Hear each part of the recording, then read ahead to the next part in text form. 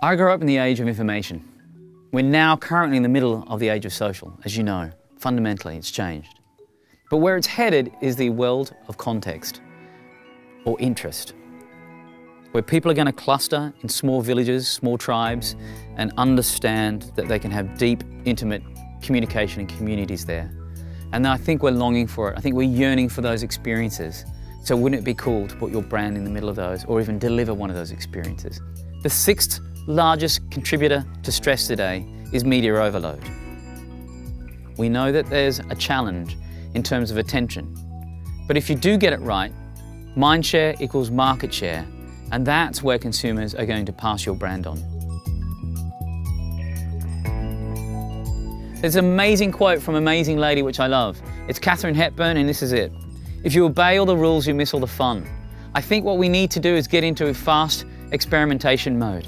The platforms allow us to do that because you fundamentally have between 6 seconds and 13 hours to tell your brand story today. You're not limited to 30s and 60s across television. You have these different brand expressions today, these different engines to tell your story. So I would love to see you embrace a fast fail culture. The ability to make sure that you can fail frequently and fast to get to success sooner, because it's so much fun. So when I see a brand think about what they're going to do for a new product launch or new ad campaign, they often lean into tried and true methods of evergreen content, and then they think about seasonal content, top of mind audience recognition, and then there's also one-offs. How do I program for things like the Queen's Jubilee birthday? But what I think is becoming more and more apparent is brands want to own breaking news, celebrating the culture of news, because brands can actually break news, because at your disposal is this original digital platform that allows you the permission to do that. How cool. So what are you going to do to celebrate that? Lean into understanding the architecture of these platforms are about to break news. Your role in this digital universe is to do three things. It's to build content that fuels connections, conversations, and engagement. That's it, period. And how amazing is it with these amplifiers that we have today that you have permission to do that. So don't worry about things like click-through rate, don't worry about things like brand score, worry about how you actually fundamentally put those three things at the heart of the consumer. The future of the connected devices is going to be perhaps built into the fabric of the products that we're actually wearing. The ability for them to have multi-purpose, the ability to take a biometrics reader off my wrist and it turns into a tablet pen. The interconnected devices are going to be far more important than they are today.